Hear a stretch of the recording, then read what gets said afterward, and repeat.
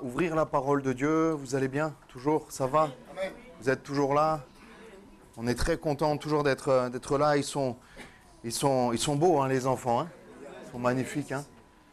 C'était beau. Il y a un message. On le fait souvent sur le ton de l'humour ou des chants, mais il y a un vrai message, une vraie réalité qui est derrière. Et voilà, qu'on peut ignorer, qu'on ne peut ignorer et qu'on ne peut cacher justement avec que des décorations, parce que c'est bien, mais la réalité est tout autre aussi. Et on va voir ce que c'est le vrai message de Noël. On va lire un passage dans Luc 2, verset 8. C'est un message, quel est le vrai message de Noël? Et on voit que le message de Noël se perd de plus en plus ou se transforme de plus en plus. De plus en plus de villes même refusent toute forme de symbolique de Noël, de crèche, de choses comme ça, alors que c'est ça le vrai message de Noël, on le sait. Et c'est d'autant plus d'actualité parce que je crois que le monde et notre pays a besoin du vrai message de Noël, du vrai cadeau de Noël, qui est la personne de Jésus-Christ. Amen. On va le lire, Luc 2, verset 8, dans les champs environnants. C'est exactement ce que nous ont joué les enfants. Dans les champs environnants des bergers, passaient la nuit pour garder leurs troupeaux. Un ange du Seigneur leur a apparu et la gloire du Seigneur resplendit autour d'eux. Une grande frayeur les saisit, mais l'ange les rassura. N'ayez pas peur. Je vous annonce une nouvelle qui sera pour tout le peuple un sujet d'une grande joie. Le sujet d'une très grande joie, même la Bible dit. Un sauveur vous est né, alléluia, dans la ville de David. C'est lui le Messie, le Seigneur. Et voici à quoi vous le reconnaîtrez. Vous trouverez un nouveau-né dans ses langes et couché dans une mangeoire. Et tout à coup apparut aux côtés de l'ange une multitude d'anges de l'armée céleste qui chantaient les louanges de Dieu. Gloire à Dieu au plus haut des cieux et paix sur la terre aux hommes qu'il aime, alléluia. Quand les anges les eurent quittés pour retourner au ciel, les bergers se dirent l'un à l'autre, allons donc jusqu'à Bethléem pour voir ce qui est arrivé, ce que le Seigneur nous a fait connaître. Amen. Et ce matin, courtement, je vais prendre un quart d'heure, 20 minutes. Je vais essayer de m'y tenir en tout cas, mais je pense que ça sera impossible avec l'aide de Dieu. J'ai envie de vous inviter à aller à Bethléem.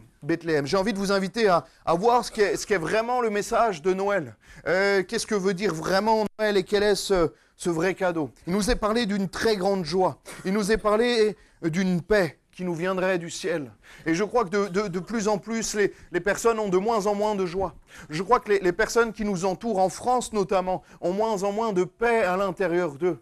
Par rapport aux actualités, par rapport à ce qui peut se passer à l'extérieur, ce qui peut se passer dès qu'on allume la télé, dès qu'on écoute la radio. On a de moins en moins la paix, de moins en moins la joie, mais j'aimerais te dire, mon ami, ce matin, qu'il y a une grande joie, c'est le Seigneur Jésus-Christ venu sur terre pour chacun d'entre nous, et toi en particulier, alléluia. Le vrai cadeau de Noël, c'est celui de Jésus qui est venu. Il nous est parlé dans ce texte, une très grande joie, un sauveur, une paix sur la terre aux hommes qu'il aime.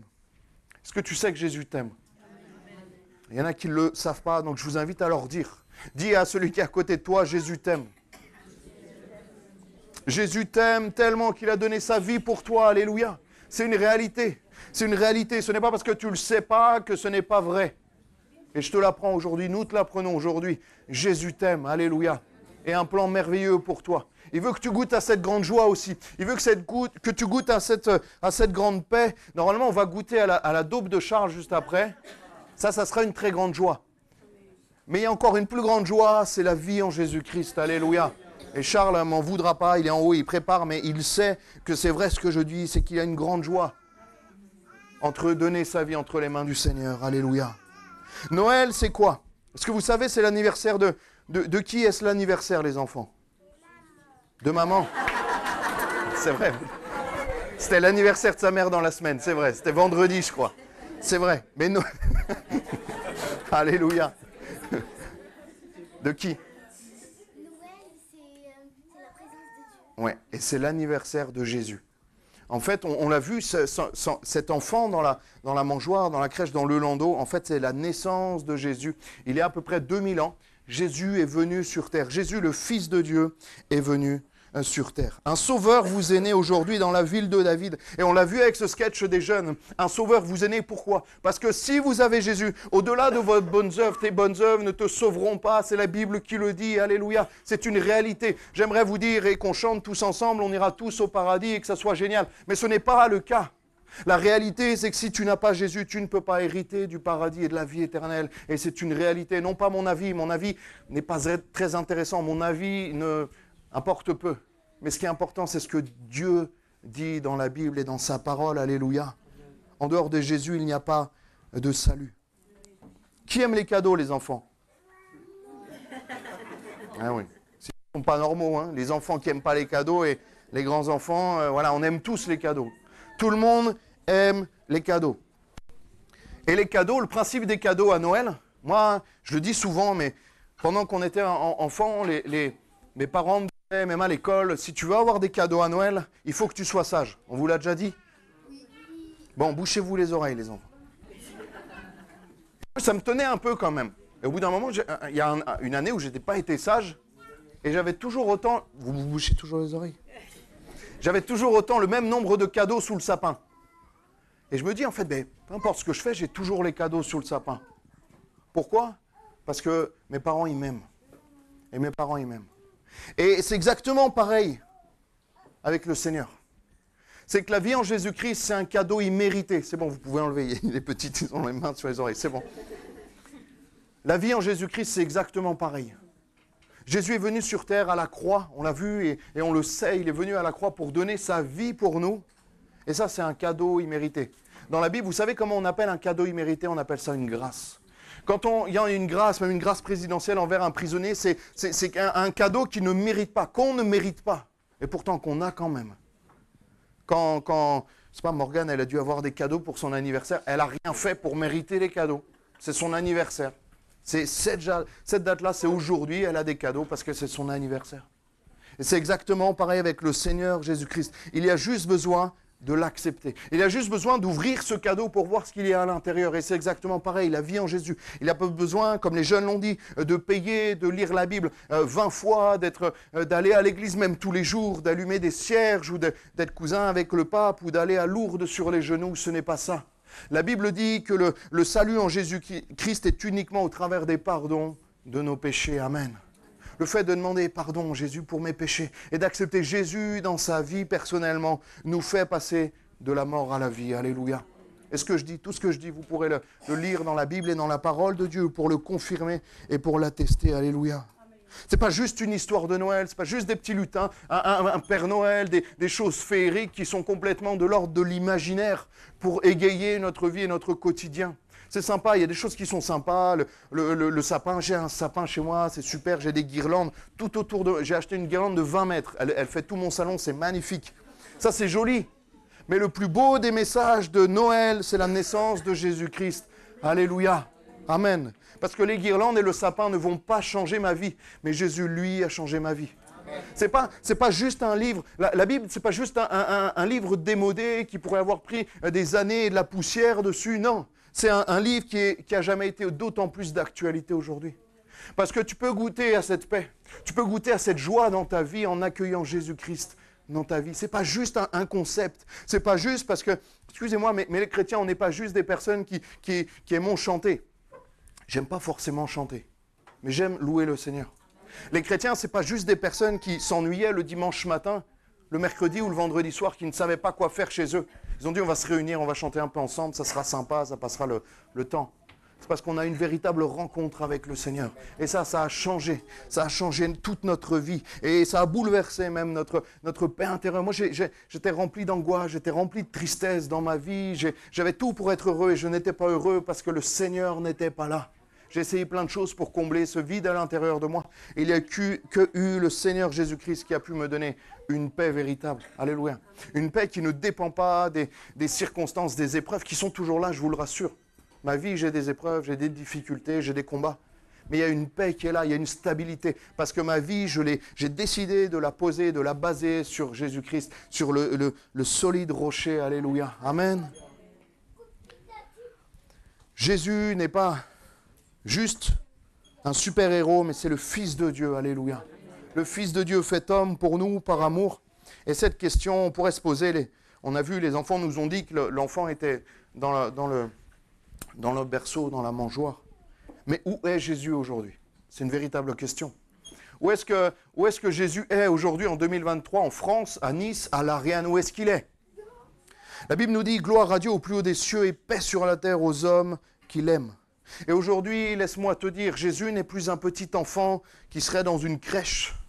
Jésus n'est plus un adulte qui est là en petite tenue sur la croix. Jésus est partout au milieu de nous au travers du Saint-Esprit. Parce qu'il a dit, en partant de la terre, je m'en vais vous préparer une place, mais je vous laisse mon esprit, alléluia. C'est-à-dire que le Seigneur est partout. Un pasteur disait, Jésus est à la distance d'une prière. Jésus est à la distance d'une prière. Jésus a dit lui-même, j'ai tellement aimé le monde que j'ai envoyé mon Fils unique. Dieu a dit ça. Mon Fils unique pour que tous puissent croire en moi, en lui, afin de ne pas mourir, mais d'avoir la vie éternelle en Jésus-Christ. Amen. Tu peux lui parler comme tu parles à un ami. Ça s'appelle prier. Si tu sais parler, tu sais prier. Et même si tu ne sais pas parler, tu peux prier parce qu'il voit les profondeurs de ton cœur. Alléluia. Ça paraît simple ce que je vous dis. Mais c'est simple. La vie éternelle en Jésus-Christ. Jésus-Christ, la bonne nouvelle de l'Évangile. Il n'y a rien de plus simple, les amis. Il n'y a rien de plus simple. Jésus t'aime tellement qu'il veut changer ta vie. Tu as juste besoin de l'accepter. Un cadeau, on a le choix. Quand on nous fait un cadeau, on a le choix de l'accepter ou de le refuser. Tu as juste besoin de l'accepter et dire, Seigneur, je t'ouvre mon cœur et j'accepte. Le problème, c'est que pendant des années, on a compliqué la relation entre Dieu et les hommes. Les religions n'ont fait qu'empirer les choses. J'ai l'impression que les religions n'ont fait qu'espacer et écarter Dieu des hommes. On a fait de Dieu un Dieu lointain qui serait dans son ciel de gloire et qui, à chaque fois qu'il intervient ou qu'il parle, c'est pour gronder, reprendre ou même reprendre fortement les hommes. Ça, ce n'est pas mon Dieu. Ce n'est pas le Dieu que je lis dans la Bible. Moi, le Dieu que je lis dans la Bible, bien sûr, il a sa justice, mais il est aussi rempli d'amour pour chacun d'entre nous. Tellement d'amour qu'il a envoyé son Fils unique sur la terre, pour toi en particulier. Alléluia. Et ça change tout. Ça change tout parce que Jésus est proche de toi. Et Jésus, j'ai envie de dire, veut être proche de toi. Mais ça dépend de toi. Oui, mais Jésus ne me répond pas. Oui, mais Jésus... Mais toi, est-ce que tu as mis des choses en place dans ta vie pour rencontrer véritablement Jésus? Jésus, il a tellement mis de choses en place qu'il est venu sur cette croix, qu'il a pris des clous dans ses mains, dans ses pieds, qu'il a pris une couronne d'épines sur sa tête, il s'est fait flageller, humilier, cracher dessus, insulter pour toi. Il a mis des choses en place pour te rencontrer. Est-ce que toi, tu as fait un bout de chemin vers lui?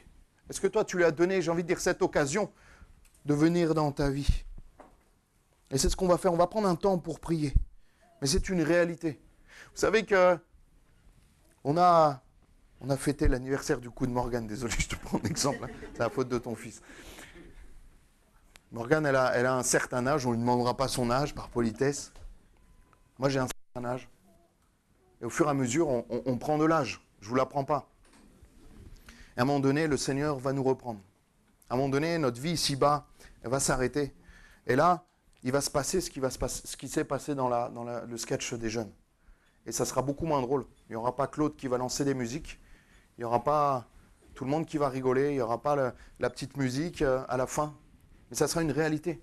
La Bible dit, un jour, on se retrouvera tous en face. Et je vous le dis, j'aurais aimé que ça soit plus joyeux, qu'on prenne tous des chants, qu'on chante, qu'on danse ensemble. Mais il y a une réalité. Il y a une réalité, mon ami.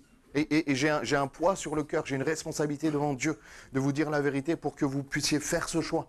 Parce que ça reste un choix personnel. À un moment donné, quand votre vie va s'arrêter ici-bas, la Bible dit qu'on va tous se retrouver devant Dieu. Et là, il va nous demander ce qu'on a fait.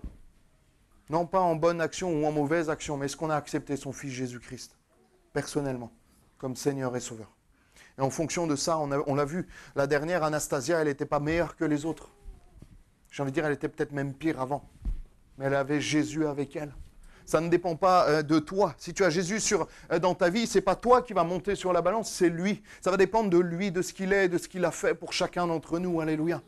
Et c'est tellement simple, les amis. Et si vous saviez le poids qu'on a en tant que chrétien, quand on a goûté à quelque chose de bon, c'est comme s'il y a une maladie qui mène à la mort et qu'on avait le vaccin qui vous guérit. Et qu'on dit, mais tu as juste à le prendre, te faire une dose et tu es guéri. Et que des personnes le refusent, obstinément à le refuser, à retarder, à penser qu'on a le temps. Tu n'as pas le temps. Demain ne t'appartient pas, demain appartient à Dieu. C'est Dieu qui t'a donné la vie et c'est Dieu qui la reprendra quand lui le voudra. Et moi, je suis prêt à rencontrer mon Dieu face à face. Ce n'est pas de l'orgueil, c'est de l'assurance, les amis. C'est de l'assurance parce que je sais qu'il vit en moi, alléluia. Parce que je lui ai tout confié. Il y a des fois où je fais des bêtises, il y a des fois où je commets des péchés. Je demande, Seigneur, pardon, aide-moi à progresser, aide-moi. Mais je sais que tu es là, je sais que tu m'encourages, je sais que tu es là dans chacune de mes décisions, alléluia. Et ça, c'est tellement concret. Et si vous saviez, les amis, comment on a prié pour que vous soyez là ce matin. Si vous saviez, cette semaine, on a prié. Les gens, vous savez, il y a tellement de personnes dans cette église qui prient pour vous, afin que vous fassiez le bon choix. Au début des chants, je me concentrais pour ne pas pleurer, tellement c'est fort, tellement c'est fort. Je ne vous explique même pas, Charles, dans quel état il est en haut. Parce qu'on sait à quel point c'est important. Parce que Jésus, nous, il a changé notre vie, alléluia. Il a changé notre vie et on a tellement envie qu'il change la vôtre. Mais si nous, on a envie, lui, il a encore plus envie. Parce qu'il vous aime encore plus que la personne qui vous aime le plus sur terre. Alléluia.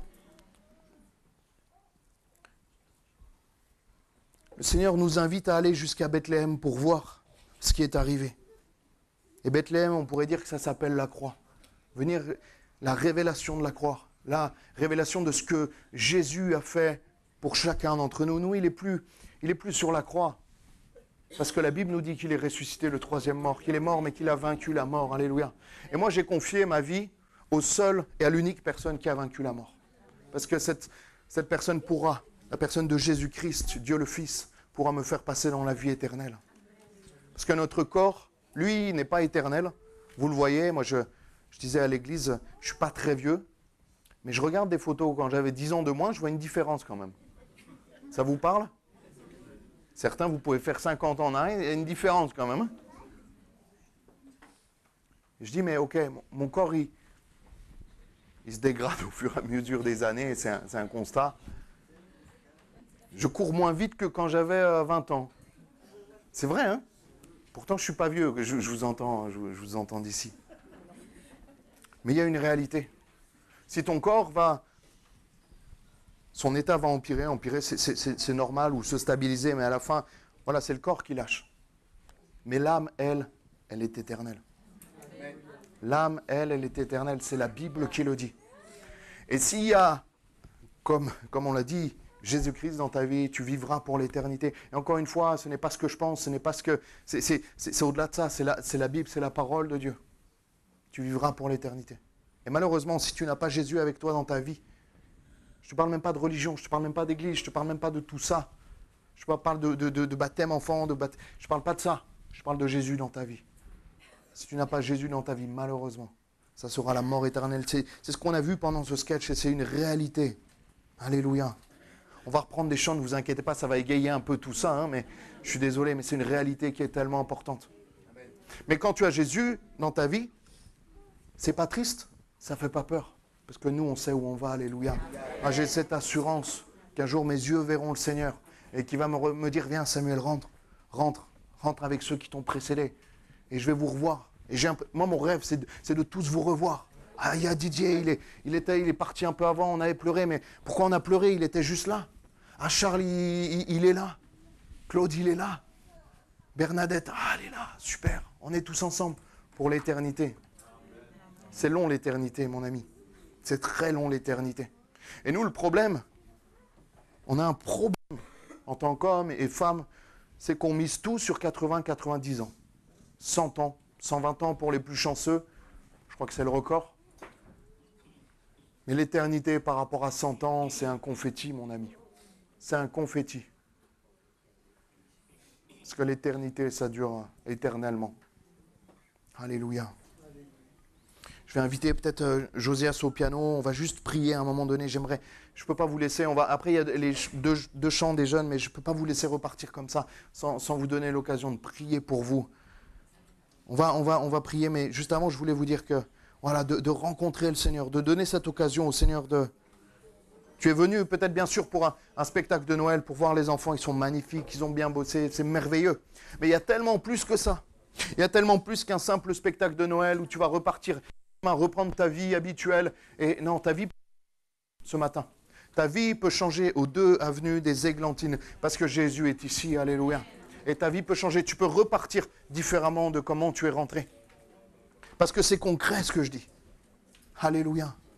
Cet après-midi, même dans ton temps personnel, peut-être chez toi aussi, prends un temps pour dire. Et je le dis comme ça, parce que je sais que certains doutent de ce que je dis. Mais dis à Dieu, si c'est vrai ce qu'il disait le pasteur, ben prouve-le-moi, Seigneur. Révèle-toi à moi. Et tu sais quoi, il va le faire. Seigneur va le faire et il va se révéler à toi.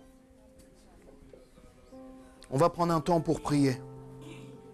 Parce que la Bible me dit dans Matthieu 7,8, « Car quiconque demande reçoit, et celui qui cherche trouve, et l'on ouvre à celui qui frappe. » Alléluia. Rencontrer Jésus, ça change ta vie. C'est le plus beau des cadeaux. Je ne sais pas ce que tu as commandé pour Noël, mais peu importe ta liste, même si elle est merveilleuse, il n'y a rien de plus merveilleux que rencontrer Jésus-Christ. Alléluia. On ferme les yeux, s'il vous plaît. Et on va demander au Seigneur sa grâce. On va demander au Seigneur... Vas-y, joue. Amen. On va demander au Seigneur... Alors que nos yeux sont fermés, même si tu ne crois pas, je te demande de juste respecter ce temps, s'il te plaît. Ça ne va pas durer longtemps. Nos yeux sont fermés et Dieu te voit. J'ai envie de juste t'inviter au salut, tout simplement. Est-ce que tu peux, si tu as besoin du Seigneur Jésus, ou si tu veux même donner cette opportunité à Dieu de venir dans ta vie, juste lève ta main à ta place simplement. Amen, tu peux baisser ta main. Amen, tu peux baisser ta main. Amen, tu peux baisser ta main. Est-ce qu'il y a d'autres personnes qui ont besoin du salut? Alléluia, tu peux baisser ta main. Amen, alléluia. Est-ce qu'il y a d'autres personnes qui ont besoin de Jésus-Christ dans leur vie? Tu peux lever ta main discrètement à ta place. Le Seigneur te voit. Amen, tu peux baisser ta main. Amen. Alléluia, on va prier simplement.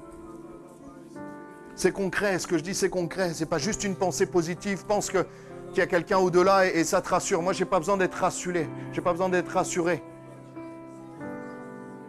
Ce n'est pas la pensée positive, ce n'est pas dans le déni. Les chrétiens, ce n'est pas un rassemblement de personnes qui ont peur de la mort. Ce n'est pas ça. C'est bien plus que ça. C'est des personnes qui ont rencontré le Seigneur. Seigneur, je te prie pour ces personnes. Je te demande de les bénir. Je te demande de te révéler puissamment à leur cœur, dans leur vie, Seigneur. Si moi, Seigneur, j'ai ce fardeau pour elles, j'imagine pas toi, Seigneur, parce que toi, tu as donné leur vie. Moi, je n'ai pas donné ma vie pour elles. Mais toi, tu les aimes tellement parce que tu les as créées, Seigneur. Et que tu veux devenir leur Père, Seigneur. Je te demande de les bénir. Je te demande de les accompagner. Maintenant qu'elles ont fait qu'elles ont pris cette décision de pouvoir s'accrocher à toi, s'il te plaît, Seigneur. Qu'elles puissent s'accrocher à toi, s'il te plaît, mon Père, mon Dieu. Alléluia. Seigneur, viens poser ta main.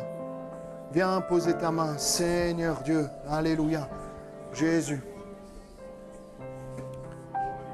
À toi la gloire, Jésus. Au nom puissant de Jésus, je te remercie pour toutes ces personnes, celles qui n'ont peut-être même pas osé lever leurs mains. Je te demande de les bénir, Seigneur. Je te demande de les accompagner, de les bénir maintenant, au nom puissant de Jésus. Amen. Amen. Alléluia.